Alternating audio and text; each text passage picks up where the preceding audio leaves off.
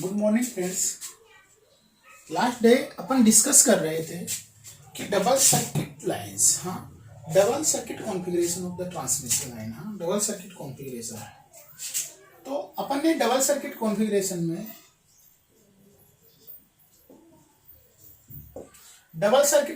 में अपन इंडक्टेंस का फॉर्मूला पढ़ा था 2 × 10⁻⁻⁷ ln of mutual GMD divided by self GMD।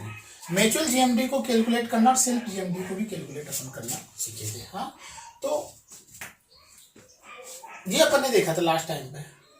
उसके बाद में अपन ने डबल सर्किट लाइन की डेफिनेशन देखी थी कि डबल सर्किट लाइन में क्या होता है, किसी भी एक फेज में मोर देन वन कंडक्टर्स होते हैं। वही डेफिनेशन आपके बंडल कंडक्टर होती है, या फिर आप बोल सकते हो कि डबल सर्किट लाइन कॉन्फ़िगरेशन का एक अच्छा सा एग्जांपल बंडल कंडक्टर्स होता है। तो अपन अब डिस्कस करने जा रहे हैं बंडल कंडक्टर की। और जो डबल सर्किट ट्रांसमिशन लाइन है उसमें जो इंडक्टेंस का फॉर्मूला है, सेम फॉर्मूला आपके बंडल कंडक्टर के लिए होगा टू कैलकुलेट द इंडक्टेंस। तो अपन बंडल कंडक्टर को डिस्कस करने जा रहे हैं। बंडल कंडक्टर क्या होता है?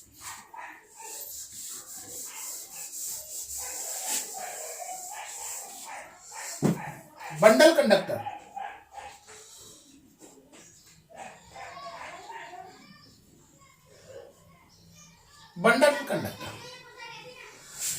अब बंडल कंडक्टर क्या होता है? किसी भी एक फेज में या एनी वन फेज, जब आप एक फेज में more than one conductors use करते हो तो उनको बंडल कंडक्टर क्यों यूज करते हो? क्योंकि आपके पास क्या है, transmission line, long transmission lines के केस में आप लॉन्ग डिस्टेंस के लिए हाई वोल्टेज पे पावर ट्रांसमिट करते हो। जब आप हाई वोल्टेज पे पावर को ट्रांसमिट करते हो तो वोल्टेज के कारण कोरोना लॉसेस प्रोड्यूस हो जाते हैं। कोरोना लॉसेस प्रोड्यूस, उन कोरोना लॉसेस को रिड्यूस करने के लिए आप बंडल कंडक्टर्स का यूज करते हो। तो लॉन्ग ट्रांसमिशन लाइंस, देखो बंडल कंडक्टर्स के बारे में अपन लिखते हैं। Long transmission line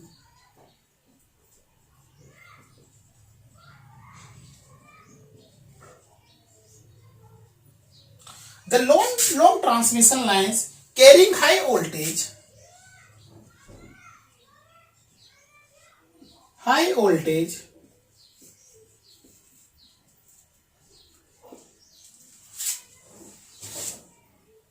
and high power always।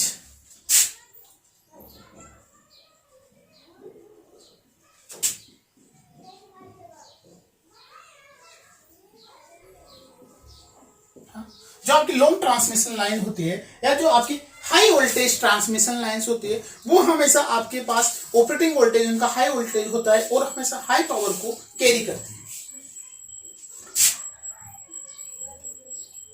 Date, जिसके कारण क्या हो जाता है, सब्जेक्टेड टू कोरोना लॉसेज,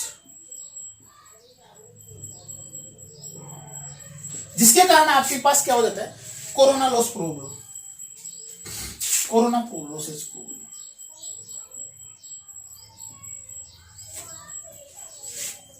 आपकी high voltage transmission lines high power को कैरी करती है, उसके कारण हाई वोल्टेज के कारण आपका क्या हो जाता है, कोरोना लॉस होता है। Thereby so instead of single conductor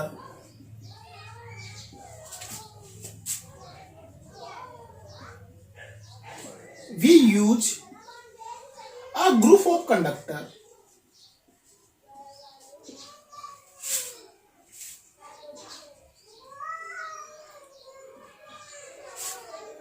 for each phase of transmission line।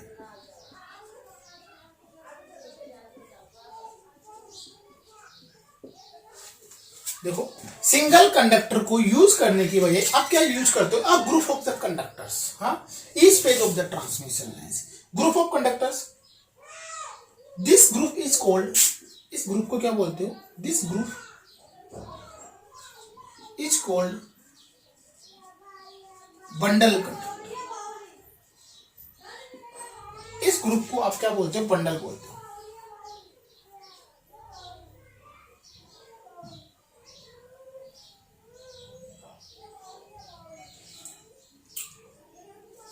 देखो स्पष्ट सी बात है कि आपकी जो लॉन्ग ट्रांसमिशन लाइन्स होती है वो हाई वोल्टेज कैरी करती है, हाई वोल्टेज कैरी करती है और हाई पावर कैरी करते हैं। अब जो आपकी ट्रांसमिशन लाइन्स हाई वोल्टेज पे ऑपरेट कर रही है तो उसके कारण, हाई वोल्टेज के कारण आपके पास वहां पे कोरोना लॉसेज होंगे। अगर आपने सिंगल कंडक्टर को यूज कर रखा है, अगर आपने इंस्टेड ऑफ सिंगल कंडक्टर की जगह 2 कंडक्टर या 3 कंडक्टर आपने यूज कर रखे, यूज ए बंडल, हाँ, उसको ग्रुप ऑफ कंडक्टर को क्या बोलोगे आप? बंडल बोलो। तो उससे आपका कोरोना लॉसेज कम हो जाता है। क्यों? क्योंकि आपकी सेल्फ जीएमडी बढ़ जाती है। हाँ, सेल्फ जीएमडी बढ़ जाएगी तो आपका इंडक्टेंस कम, मैं देखता हूँ, मैं बताऊंगा कैसे कम होगा, है ना। तो उससे क्या, उस बंडल को क्या बोलते हैं? Bundle conductors. और ऐसे कंडक्टर को आप बंडल कंडक्टर बोलते हैं, ठीक है। और जो बंडल कंडक्टर्स होते हैं, जिनमें जो सब कंडक्टर्स होते हैं, उनकी डिस्टेंस क्या होती है ये भी देख लेते हैं। जैसे किसी पेज का कोई बंडल कंडक्टर जिसमें 2 या 3 कंडक्टर है, उनके बीच की स्पेस क्या होती है? These conductors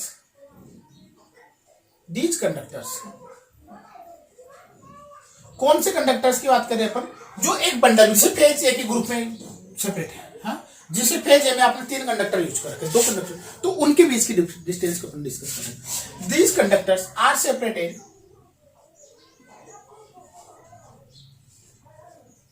from 25 centimetre to 40 centimetre. जो ये कंडक्टर्स होते हैं, जैसे फेज ए के कंडक्टर्स, ये वाले कंडक्टर्स से ये फेज है, तो इनके बीच की डिस्टेंस होती है आपके पास 25 सेंटीमीटर से 40 सेंटीमीटर लगभग। और इसका भी अगर आपको इंडक्टेंस कैलकुलेट करना है तो इंडक्टेंस कैलकुलेट करने का फॉर्मूला होता है फॉर बंडल कंडक्टर, सेम जो आपने डबल सर्किट कॉन्फ़िगरेशन के लिए पढ़ा था। और डीएम एंड डीएस कैलकुलेट करना मैं आपके लिए लास्ट क्लास में बता चुका। How to calculate the DM and DS? DM is the mutual inductance, sorry, DM is the mutual GMD, mutual geometric mean distance, and DS is the self GMD, self GMD, self geometric mean distance, ठीक है।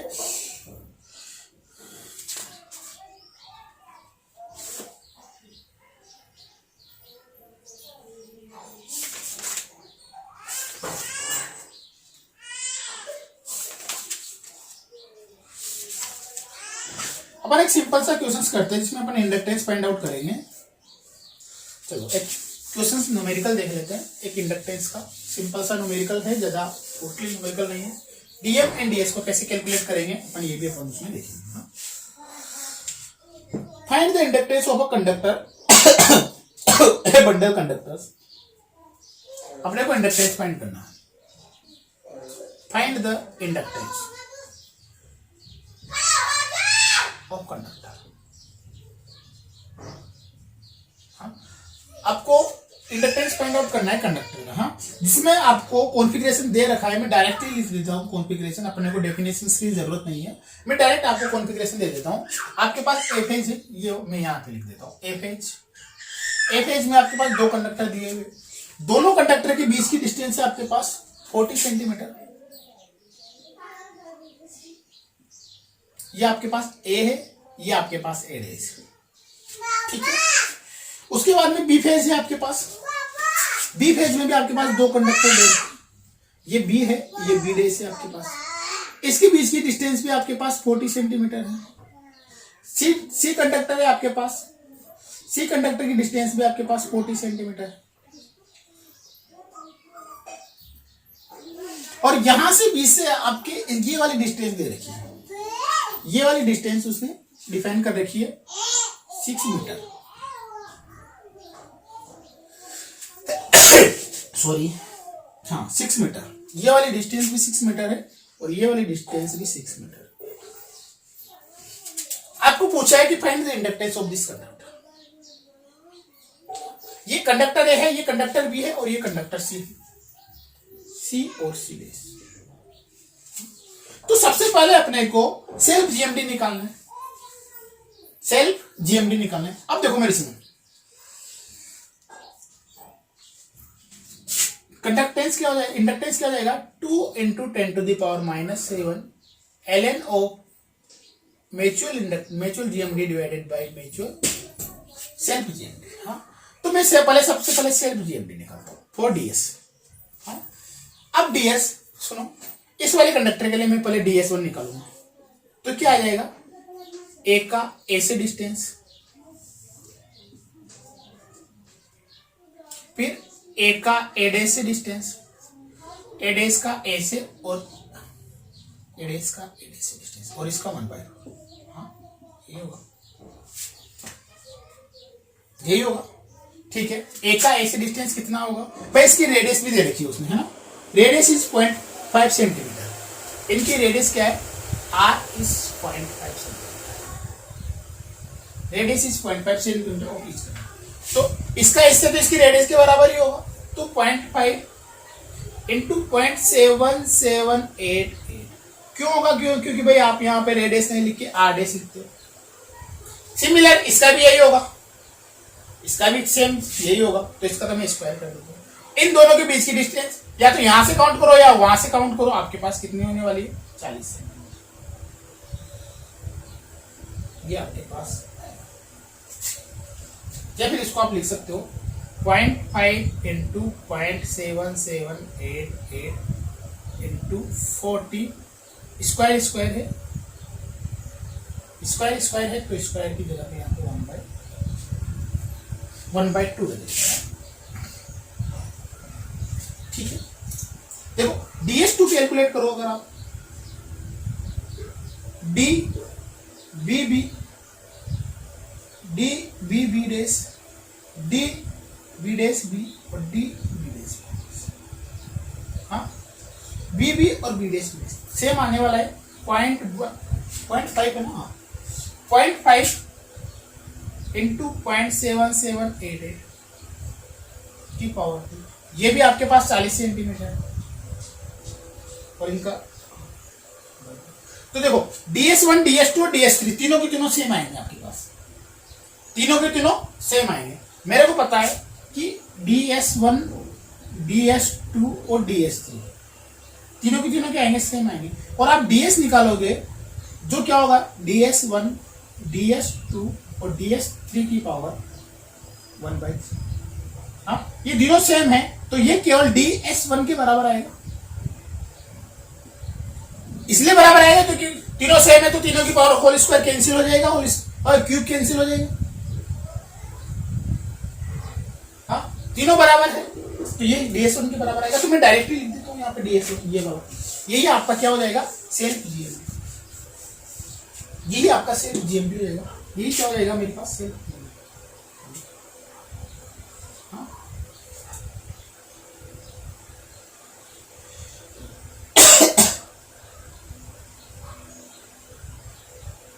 ये अगर मैं calculate करूंगा तो ये आएगा मेरे पास 3.94 सेंटीमीटर, 3.94 सेंटीमीटर।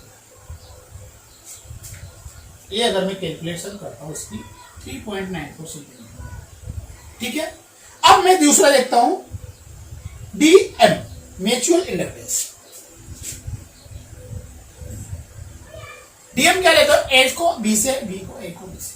अब देखो ये वाली डिस्टेंस कितनी है, 6 मीटर है, ये वाली डिस्टेंस 6 मीटर, तो ये वाली डिस्टेंस 6 मीटर है, तो इसमें जितना ये जा रहा है, इधर इतना आ रहा है 40 सेंटीमीटर से 20 सेंटीमीटर, तो ये इधर बढ़ रहा है, तो ये भी 6 सेंटीमीटर, इन दोनों के बीच की डिस्टेंस 6 सेंटीमीटर होगी, इन दोनों के बीच की डिस्टेंस भी 6 सेंटीमीटर होगी, होगी नहीं होगी, होगी, हाँ, इन दोनों के बीच की डिस्टेंस भी 6 सेंटीमीटर होगी, इन दोनों के बीच की डिस्टेंस भी 6 सेंटीमीटर होगी, होगी। और अगर मैं इसको इसकी हिस्से लेता हूं तो 6 माइनस 4 और वो 6 मिनट। तो अगर मैं डायरेक्ट लिखना चाहूं तो इन दोनों के बीच में तो 6 है, इन दोनों के बीच में 6 है, इन दोनों के बीच में डिस्टेंस 6 है, मीन इसका मीन भी 6 है और इसका भी मीन क्या है, टोटल। इन दोनों का तो 6 है, इन दोनों का 6 है, इन दोनों का क्या है, टोटल। तो डीएम को अगर आप डायरेक्ट भी लिख सकते हो 6 इंटू 6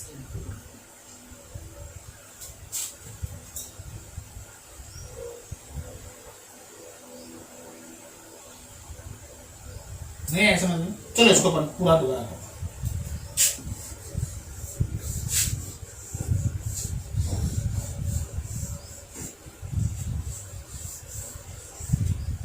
डीएम मेरे को कैलकुलेट करना है, पहले मैं डी ए बी निकालूंगा, तो डी ए बी निकाल लेते हैं। क्या हो जाएगा, डी ए की बी से, डी ए की बी डे से, डी ए डे की बी डे से, और डी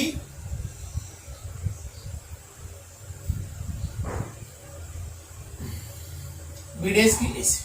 यही होगा इसका 1/4, यही होगा। ठीक है, डी बी सी निकालूंगा मैं थोड़ा सा, वो भी क्या यही आने वाले, बी की डी बी की सी से, डी बी की सी डैश से, डी बी डैश की सी डैश से, डी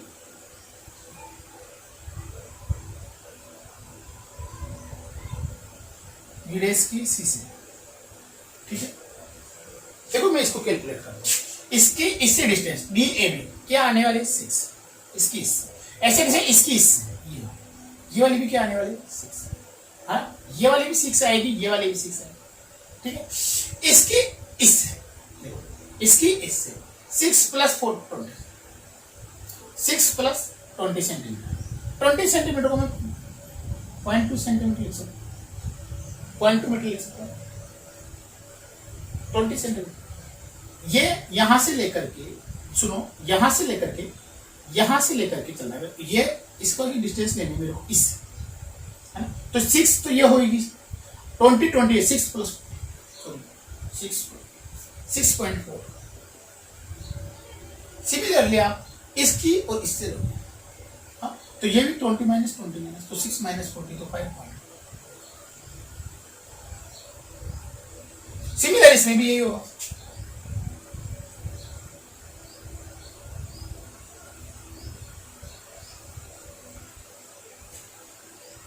दोनों।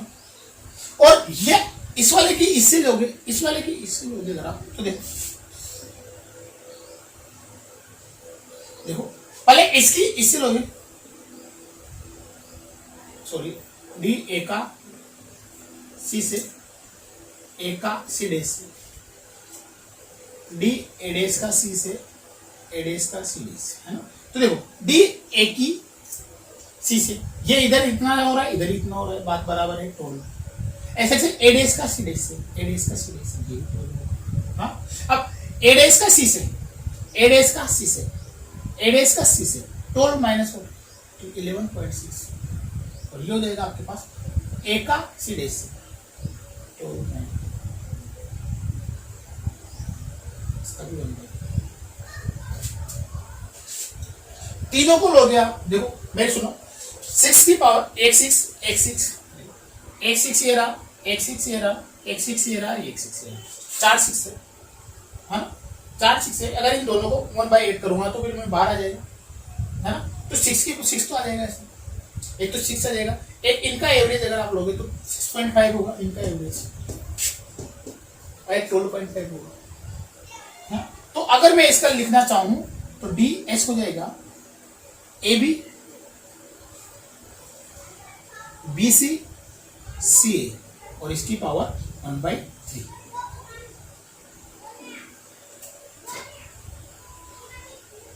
और ये लिखोगे आप, जिसका कैलकुलेशन करोगे तो ये आ जाएगा आपके पास 7.89, 7.89, हाँ बस डीएस आ गया, डीएम आ गया, सॉरी डीएम है नेचुरल डीएम आ गया, डीएस आ गया, दोनों के दोनों आ गए, दोनों की वैल्यू आप इस फॉर्मूले में पुट कर दो और आपके पास आंसर आ जाएगा। तो इसमें अगर आप वैल्यू पुट करोगे 2 × 10⁻⁻7 ln of 7.89 डिवाइडेड बाय, हाँ मीटर को सेंटीमीटर में कन्वर्ट कर लेना, 3.29 और ये हो जाएगा हेनरी पर मीटर। तो इसका एग्जैक्ट रिजल्ट आएगा 1.05 माइक्रो हेनरी पर मीटर। ऐसे आपको निकालना है। ये इंडक्टेंस कैलकुलेशन का आपके पास फॉर्मूला है। अब इंडक्टेंस में अपन सारे के सारे अपन इंडक्टेंस का सारा अपन कैलकुलेट कर चुके हैं। अब अपन कैपेसिटेंस पे,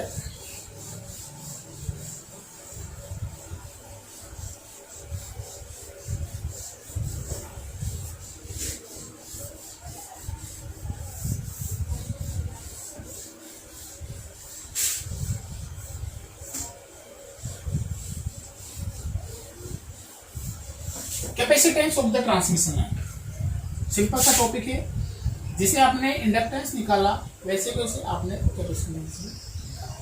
कैपेसिटेंस ऑफ ट्रांसमिशन लाइन।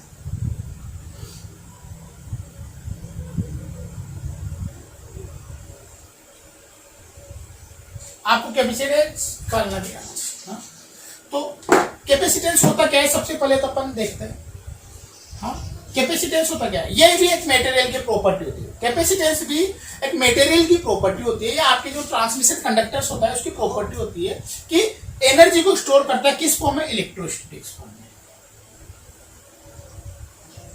इसको लिखना, अगर इसको डेफिनेशन लिखना चाहोगे तो the property of the material, property of material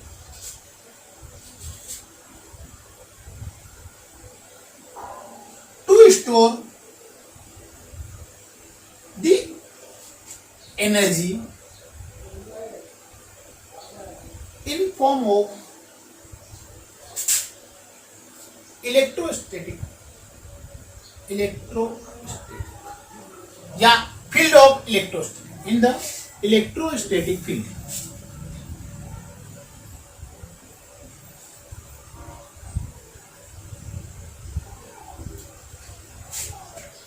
किसी भी मटेरियल की प्रॉपर्टी होती है जो क्या होता है कि आप कितनी एनर्जी स्टोर कर रहे हो इलेक्ट्रोस्टैटिक फील्ड में। कैपेसिटेंस एग्जिस्ट बाय मटेरियल, और इसको आप कैलकुलेट कैसे करते हो, कैलकुलेटेड Q बराबर CV होता है, तो कैपेसिटेंस क्या हो जाएगा आपके पास, Q डिवाइडेड बाय V। जब भी किसी भी मटेरियल में या किसी भी कंडक्टर में आप करंट फ्लो होती है तो उसके ऊपर चार्ज आ जाता है। हाँ, ये चार्ज केवल आपके कंडक्टर के सरफेस पे आता है, कंडक्टर के इंटरनल आपके पास कोई चार्ज नहीं होता, कंडक्टर के अंदर आपके पास चार्ज नहीं होता, केवल आपका चार्ज उसके सरफेस पे आता है, इसीलिए उसका इंटरनल चार्ज जीरो होता है। तो आप इंटरनल आप चार्ज जीरो होगा तो इसमें इंटरनल कोई कैपेसिटर भी नहीं होगा, केवल आप बाह्य चार्ज की वजह से आया पे सरफेस पे और सरफेस में जो चार्ज है उसकी वजह से आप कैलकुलेट करोगे। ठीक है, अपन इसमें थोड़ा सा और डेफिनेशन लिख लेते हैं।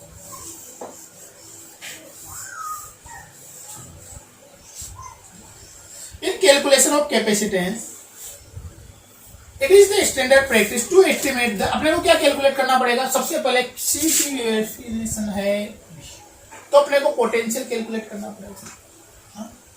In the calculation of capacitance, in calculation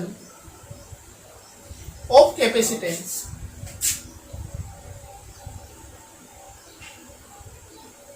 अगर आपको कैपेसिटेंस कैलकुलेट करना है, it is standard practice, it needs to be calculate. क्या कैलकुलेट करने की जरूरत पड़ेगी,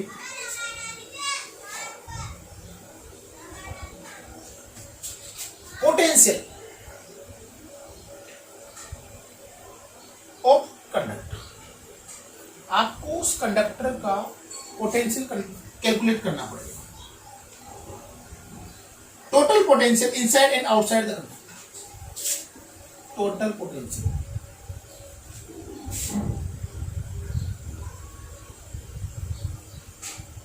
एक तो इनसाइड द कंडक्टर, अब इनसाइड द कंडक्टर तो आपका जीरो होने वाला है, एंड आउटसाइड द कंडक्टर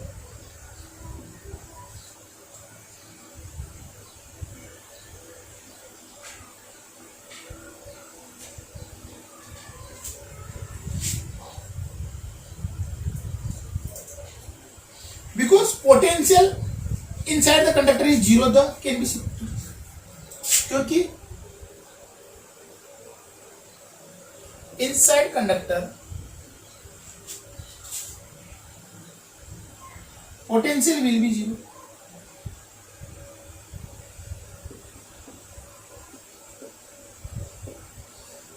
आपके कंडक्टर के इनसाइड तो आपका पोटेंशियल जीरो होगा, तो आपके पास इनसाइड कंडक्टर तो कोई पोटेंशियल मिलने वाला नहीं है, तो उसको तो आपको कैलकुलेट करने की जरूरत ही नहीं पड़ेगी। क्यों होगा, इसके कारण के लिए रीजन भी सुन लो इसके। क्यों, charge is always spread on the surface of conductor. हमेशा आपका जो चार्ज होगा ऑलवेज स्प्रेड होगा या फैलेगा on the surface of conductor.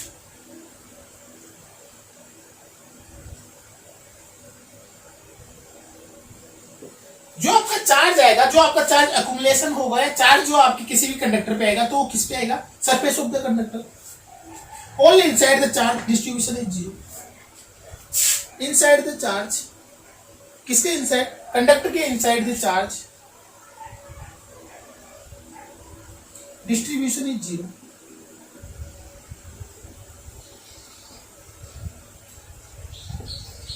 Conductor के अंदर इनसाइड द चार्ज डिस्ट्रीब्यूशन क्या हो जाएगा, आपके पास जीरो हो जाएगा। तो टोटल पोटेंशियल आप कैसे कैलकुलेट करोगे वो भी देखो।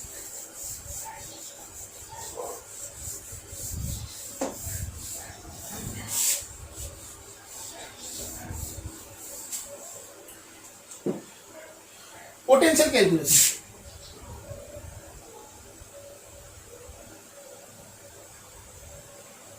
अपने पोटेंशियल कैलकुलेशन क्या होता है, V equal to electric field का integration, linear integral of the electric field. अब इलेक्ट्रिक फील्ड का आपको इंटीग्रेशन हो, तो अगर मैं क्लोज पाथ की बात करूं तो क्लोज पाथ का लीनियर इंटीग्रल जीरो होने वाला है। For close path the line integral is zero. For close path line integral क्या होता है, जीरो होता है। तो पोटेंशियल भी आपका क्लोज पाथ के लिए जीरो होगा। अब पोटेंशियल होता क्या है, इस डेफिनेशन से क्या समझे आप कि किसी इलेक्ट्रिक फील्ड में पोटेंशियल क्या हुआ, किसी इलेक्ट्रिक फील्ड में कोई इनफाइनाइट से कोई यूनिट चार्ज को लाने में किया गया वर्क। इनफाइनाइट से कोई पॉइंट चार्ज है, यूनिट पॉइंट चार्ज है, यूनिट चार्ज है, उसको लेकर आने में किसी इलेक्ट्रिक फील्ड के पॉइंट पे किया गया work done is called potential. Fundamental potential is the, potential क्या होता है, potential is work done, potential is the work done to carry a unit charge from infinite to that point. That point कौन से point पे, where potential is calculated.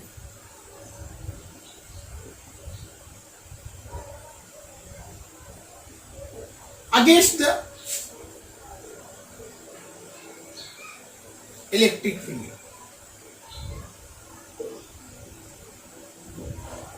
Potential क्या होगा, potential is the work done to carry a unit charge. एक unit charge को आप किसी electric field के अगेंस्ट, किसी इलेक्ट्रिक फील्ड में एक यूनिट चार्ज को किसी पॉइंट तक लाने में किया गया कार्य, उस पॉइंट पे पोटेंशियल कहलाएगा।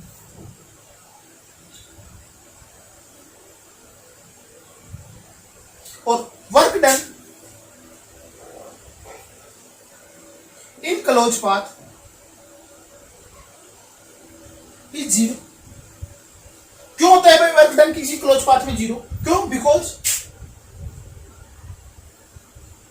Non displacement.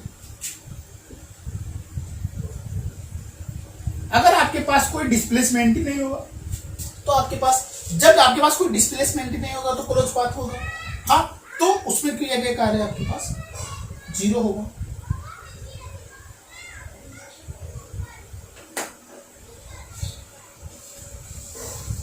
जब आपके पास, उसने बता दिया कि भाई आपके पास इंटरनल में तो कोई चार्ज है ही नहीं, हाँ, आपने पोटेंशियल कैलकुलेट करना है केवल outer side.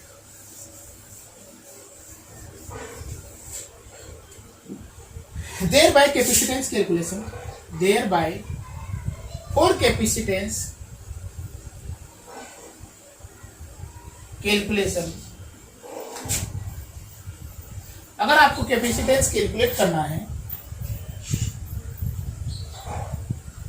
into the consideration of potential,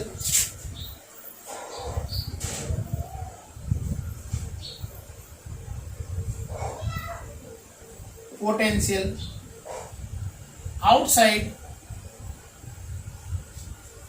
of the conductor.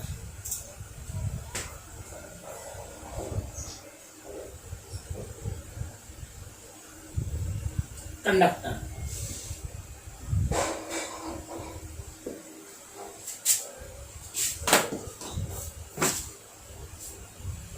अब केवल आपको पोटेंशियल कहाँ का कैलकुलेट करना है, आउटसाइड ऑफ द कंडक्टर। अभी तक अपने पोटेंशियल की केवल इलेक्ट्रिक पोटेंशियल की केवल अपने को डेफिनेशन और अपने कैपेसिटेंस की डेफिनेशन पढ़ी। तो कैपेसिटेंस क्या होता है आपका? कैपेसिटेंस आपका किसी भी पॉइंट पे अगर आपको कैपेसिटेंस या किसी भी कंडक्टर का आपको पोटेंशियल कैलकुलेट करना है तो सबसे पहले आपको पोटेंशियल कैलकुलेट, किसी कैपेसिटेंस के लिए आपको पोटेंशियल कैलकुलेट करना पड़ेगा। अब पोटेंशियल आपका क्लोज पाथ के अंतर्गत, अगर क्लोज पाथ में वर्क डन जीरो होता है तो इंटीग्रल या लाइन इंटीग्रल के कारण जीरो हो जाएगा। अब उसमें अगर आपके पास इनसाइड द कंडक्टर आपका चार्ज होता ही नहीं। क्यों? क्योंकि चार्ज क्या होता है? किसी भी कंडक्टर की सरफेस पे आपका फ्लो होता है, किसी भी कंडक्टर की सरफेस पे आपका चार्ज होता है। अगर आपका कंडक्टर के इनसाइड आपका चार्ज है ही नहीं तो उसके इनसाइड आपका पास कोई पोटेंशियल नहीं होगा। तो पोटेंशियल नहीं होगा, अगर कंडक्टर के इनसाइड आपका कोई पोटेंशियल नहीं होगा तो केवल आपको कहां का पोटेंशियल कैलकुलेट करना है? Outside of the conductor. तो केवल आपको outside of the conductor potential calculate करना है। ठीक है, अब इसका कैलकुलेशन अपन नेक्स्ट टाइम पे करेंगे। Okay, thank you very much.